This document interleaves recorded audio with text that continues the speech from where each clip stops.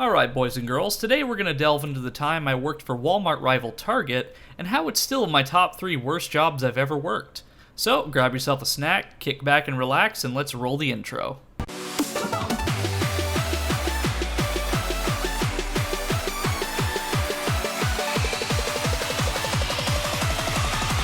This video is sponsored by the Coldest Water. During the lockdown, it was difficult for me to get my proper daily water intake, but with the Coldest 32-ounce sports bottle, it's really helped me to get my health back on track. Drinking more water is something that's always been a struggle for me, but honestly not anymore thanks to this bottle. I can fill it up with ice at the beginning of my work shift, and it's still full of ice when I clock out for the day. If I wanted to spice things up a bit, I could even keep my drink cold for up to 36 hours, which is way past the amount of time I'm usually working. Not to mention, it also keeps your drinks hot for up to 12 hours as well, so it's a win-win situation for all you coffee drinkers out there. I even bring the bottle with me when I go to the gym, so it's nice to have after a good cardio workout. It's really convenient, and it really helps for gas mask wearing nerds like yours truly. Links are in the description if you want to check them out yourself, and if you want to get a similar bottle, this is the Coldest 32-ounce sports bottle. So I bet there are a number of you in the audience who are asking, Virgil, how have you had so many retail jobs at age 25?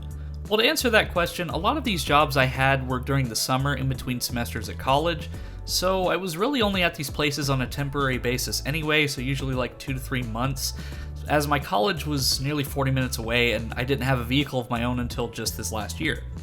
So, as for Target, I'm sure you all know of it, the attractive $15 an hour starting wage and the clean and upbeat atmosphere that the store usually gives off. I'm sure there are plenty of Target stores that are wonderful to work at and full of awesome people, but the one that I worked at, however, just shows you that my hometown is just cursed with some of the worst retail has to offer. So the story originally begins back in 2020. In an attempt to get away from Walmart, who I was still working for at the time, I applied for Target to perhaps get a more specialty type of job like electronics. I really liked working for Toys R Us electronics, so I was hoping for a similar experience at another store. And of course Target paid $3 more than Walmart, so it was a win-win in my book.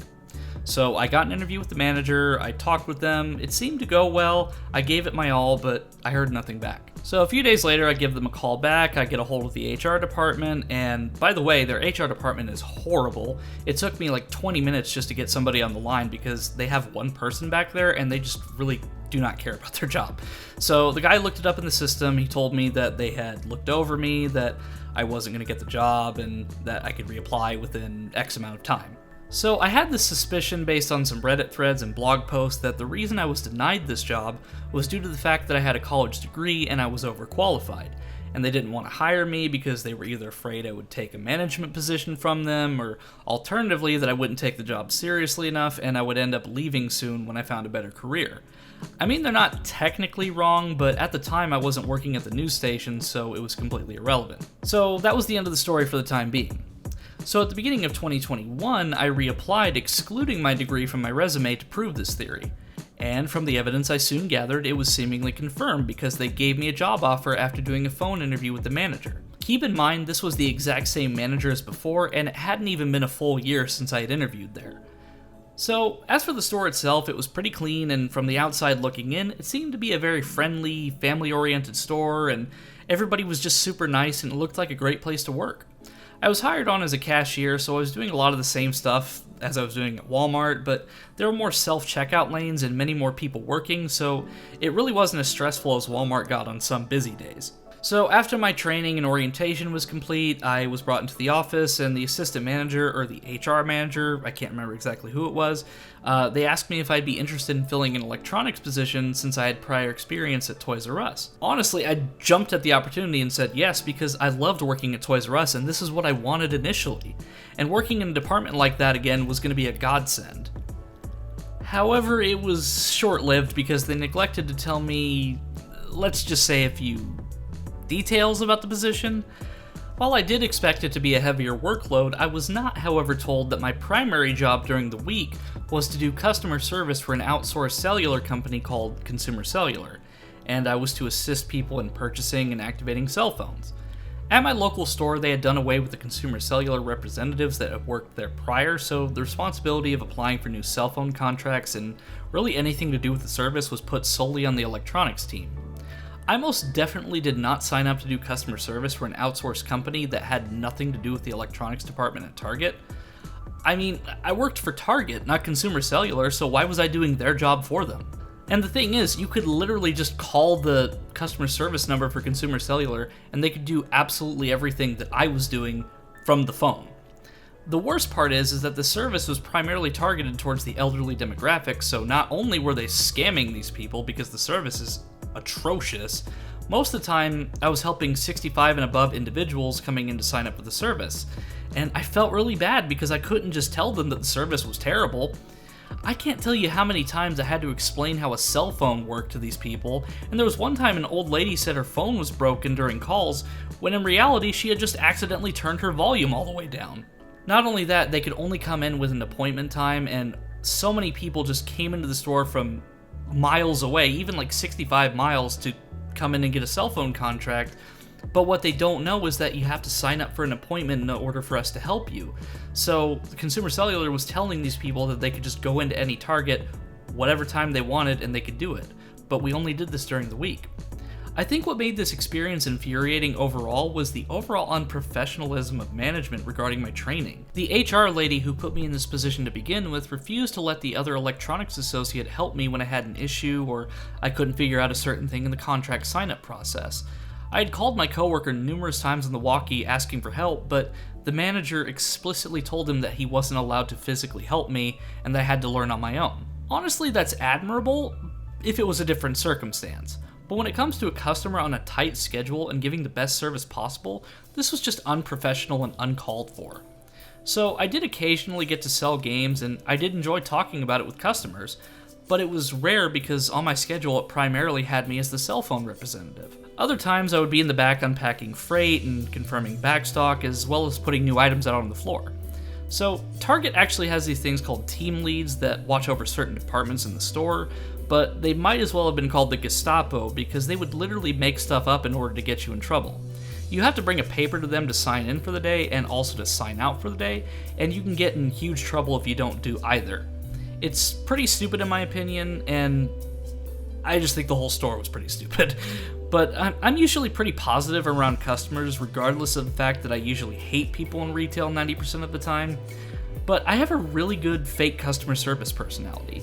Yet, multiple team leads had evidently reported me for being rude and being brash and unprofessional to customers, and I really think that bullying employees to keep them in line is just a common occurrence over at that store. The team leads had the most unrealistic expectations put on me, an individual, such as putting out every last bit of freight in my shift when I have 3 appointments for the cell phone crap, and also helping out customers at the register. It's just impossible. Not to mention also backstocking product and confirming it was there. I'm not a superstar, so I can't do all this in a 4.5 hour shift. Some people probably can, but that person is not me. So when a few items weren't completely put away in a cart, I get called into the team lead's office and berated and humiliated. This happened quite a few times actually over the course of a few weeks. I think to this day the reasoning behind it was because I didn't submit to their bullying tactics and I didn't let them put me down. So on one of my very last shifts, we were closing the store and evidently there was a bunch of sale stickers and signs that needed to be removed because the sale had expired. I was not informed about this prior, and as far as I'm aware, this was the responsibility of the team leads, not the electronics associate, to do this task. So one of the team leads asked me out of the blue if I had finished taking the signs down, and I was confused and I asked them what they meant. They started to get irritated with me and told me that I was supposed to take the sale signs down in the department, and I just told them that I wasn't previously told to do that, so I had no idea what they meant. Sure, my choice of words was a bit poor, I admit, as I meant to say that I wasn't informed that this was one of the things I was supposed to do. So they said, "Well, I'm telling you to do it now." So I told them okay, and I walked away to go do that. So then the team lead says my name in a really angry tone, and then they got this huge attitude with me out of nowhere and started talking down to me like I was 5 years old. And they said, "I am still talking to you."